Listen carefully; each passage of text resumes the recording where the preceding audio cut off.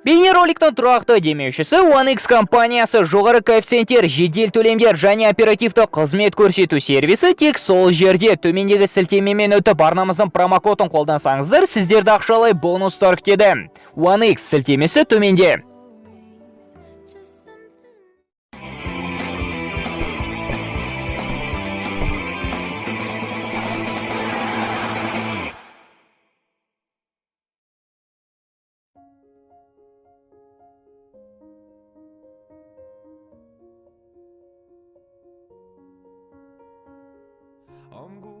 Еуропа Суперлигасы құрылатыны жайлы ресми инсайт таралғаннан кейін футбол жұртшылығының кешеден бері мазасы қашты.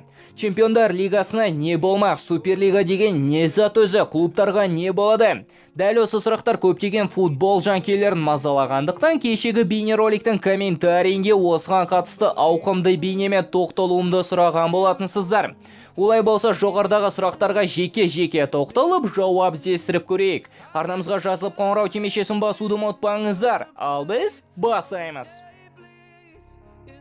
Біріншіден, еуропалық клубтардан УЕФА-дан бөлініп, жеке турнирді неліктен құрғылары келгенінен бастайық. Соңғы жылдар әлемдік гранттар УЕФА Чемпиондар лигасына түскен сыйлықақыны әділ бөлмей, жеткен жетістікке қарай таратпайтынына наразылық танытып келді.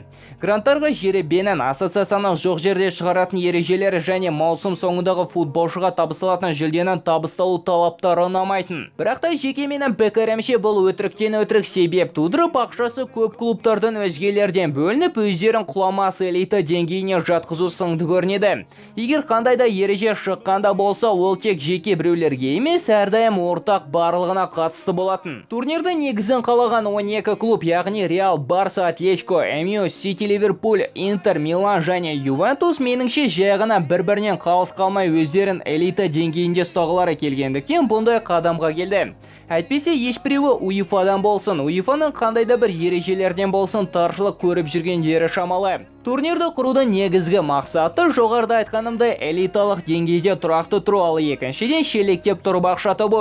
Егер осыған дейін матчтерден тапқан табысының көп бөлігін УЕФА өзіне алса, енді барлық қаражат барлық қатысушыларға 100% теңге және нәтижеге байланысты бөлінеді. Былайынан ойлап қарасаң, тапқан табыстары түскен қаражат теңге бөлінсе, онда тұрған не бар деп қаласың. Бірақ та негізінде егер барлығы дәл осылай жұмыс істесе, бұл жерде де әділеттілік болады деп айту өте қиын. Футбол мәнін жоғалтты, барлығы ақша үшін ойнатылып, бірінші кезекте гонорар тұрады. Екіншіден байлар байып, кедейлер кедейлене береді. Орта деңгейдегі клубтардың қазынасы өспей, көтерілудің жалғыз жолы академиядан өзге ғаламшарлықтарды дайындау ғана болады. Ал олар өскеннен кейін өздері де элитаға көтерілгілері келіп, тағы да бай клубтардың сапына ауысады. Сөйтіп қазынасында қаражаты бар клубтар ғана күн көріп, қалғандарына элитаға көтерілу қиынға соғады. Бірақ бұл әзірге тек менің жеке субъективті пікірім, бәлкім барлығы керісінше де болуы мүмкін.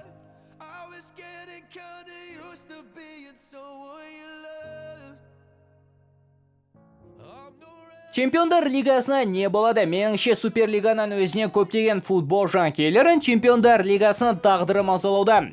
Турнирге келсек, егер УЕФА жаңағы 12 клубты және олардың артынан еретін клубтарды лигадан шеттетсе де, лига тоқтап қалмай айналымдарын жалғастыра береді.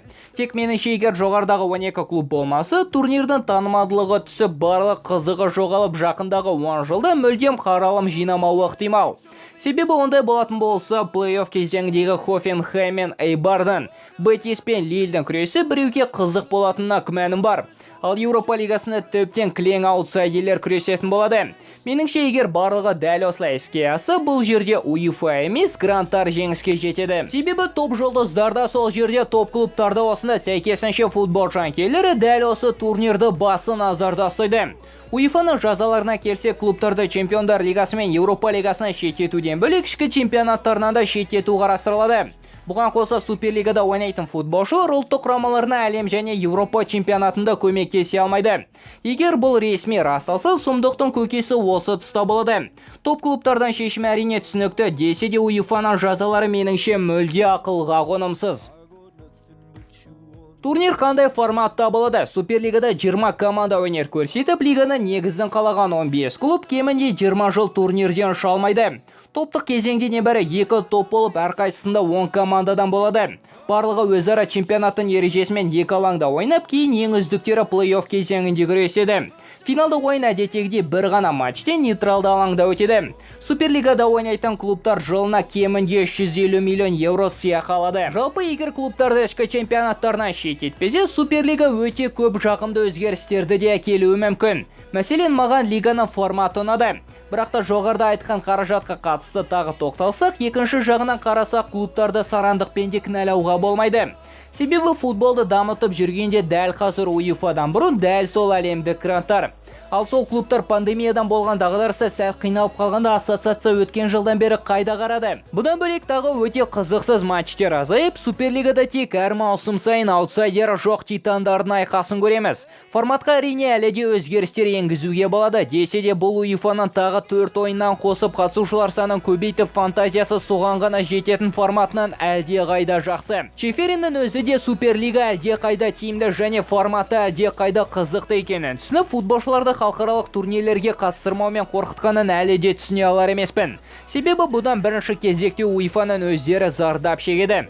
Ал екіншіден, жалпы оны не шаруасы бар? Гранттар Чемпиондар Лигасында ойнағылары келмейтінін айтты.